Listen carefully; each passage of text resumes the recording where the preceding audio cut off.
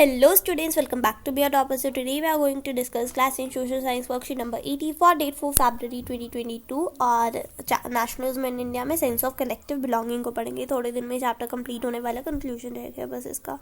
ठीक है, और एक और शायद से टॉपिक रह रहा है, मुझे इसका नाम नहीं याद आ रहा है. ठीक है, सो जल्दी से हमारा सिलेबस कंप्लीट हो जाए. So dear students, we हम स्टडी करते हैं इसको.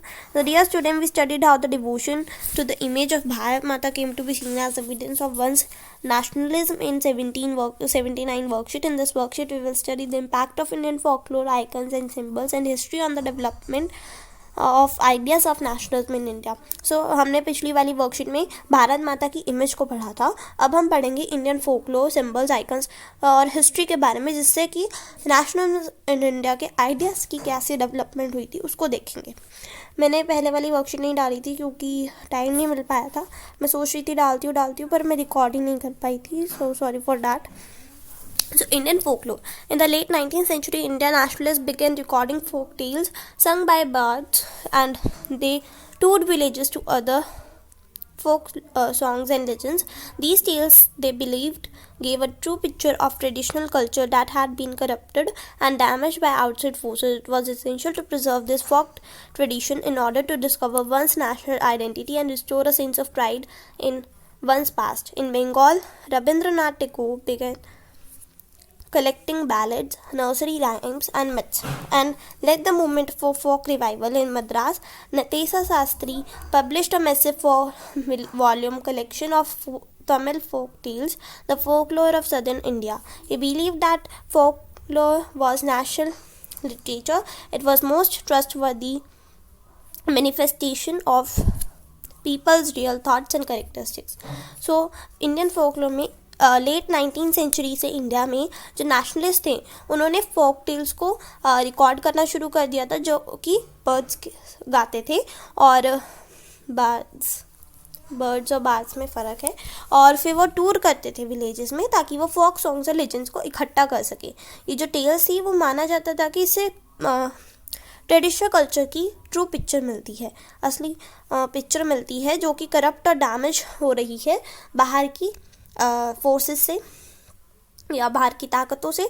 It was essential to preserve this, और ये ज़रूरी था कि हम इन्हें बचाएं, फोक ट्रेडिशन को बचाएं, ताकि हम एक नेशनल आइडेंटिटी को डिस्कवर कर सकें और प्राइड को वापस ला सकें जो कि हमारे पहले थी पास्ट में. बंगाल में रविंद्रनाथ टैगोर ने बैलेड्स को कलेक्ट करना शुरू किया, नर्सरी राइम्स और मिथ्स को कलेक्ट करना शुरू किया. बैलेड्स क्या होती है? कहानी होती है पोएम की फॉर्म में, जैसे कि आपकी इंग्लिश की है the tale of custard the dragon, वो भी एक बैलेड है. ठीक है, और नर्सरी राइम्स और माइथ्स. और फिर मूवमेंट किया फोक रिवाइवल की तरफ. मद्रास में नतेसा शास्त्री नाम के थे और ये रविंद्रनाथ टैगोर थे साउथ इंडिया के.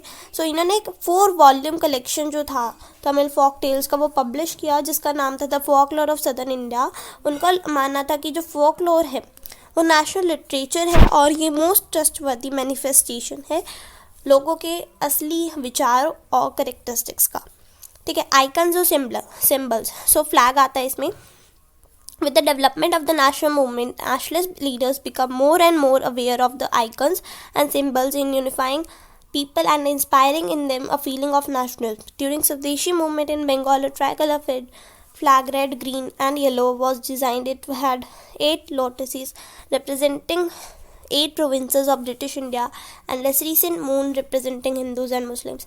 By 1920, Gandhiji had designed the Swaraj flag. It was tricolor, red, green and white, and had a spinning wheel in the center representing the Gandhian ideal for self-help. Carrying the flag, holding it aloft during marches became a symbol of defense. So Indian flags जो थे, जैसे जैसे national movement की development हुई, nationalist leaders ने और वो और ज़्यादा जागरूक हो गए आइकन्स और सिम्बल्स की तरफ, यूनिफाइंग पीपल में, और इंस्पायर किया कि वो नेशनलिज्म की फीलिंग जगा सकते फ्लैग्स, इसीलिए उन्होंने डिज़ाइन करे शुरू किए. सो स्वदेशी मूवमेंट जब बंगाल में चल रहा था तो एक ट्राई कलर फ्लैग जो कि था रेड, ग्रीन और येलो कलर का, उसे बनाया गया. इसमें 8 लोटसेस थे, कमल के फूल थे, जो कि 8 प्रोविंसेस जो कि ब्रिटिश इंडिया के टाइम पे होती थी उनको रिप्रेजेंट करते थे, और एक चांद था और हिंदू का सूरज था। सो हिंदू को रिप्रेजेंट करते थे सूरज, और मून जो था, चांद जो था, वो मुस्लिम्स को रिप्रेजेंट करता था। 1921 में गांधी जी ने अपना स्वराज फ्लैग को डिज़ाइन किया। ये ट्राई कलर था, इसमें कौन से कलर थे, रेड, ग्रीन और वाइट, और एक स्पिनिंग व्हील थी, चरखा था बीच में, जो कि गांधीयन आइडियल मतलब कि खुद से खुद का काम करो उसको दर्शाता था। और इन फ्लैग्स को लेके चलना मार्चेस के दौरान, ये एक सिंबल था कि हम आज़ाद हैं। ठीक है। History, another means of creating a feeling of nationalism was through reinterpretation of history. The British saw Indians as backward and primitive and capable of governing themselves. In response, Indians began looking into the past to discover India's great achievement. They wrote about the glorious development in ancient times when art and architecture, science and mathematics, religion and culture, law and philosophy, crafts and trade had flourished. This glorious time, in their view, was followed by a history of decline when India was colonized. These nationalist histories urged the readers to take pride in India's great achievements in the past and struggle to change the miserable conditions of life under the British rule. So, history में जो एक और तरीका था कि वो national की feeling जगाए, वो था इंटरप्रिटेशन ऑफ हिस्ट्री।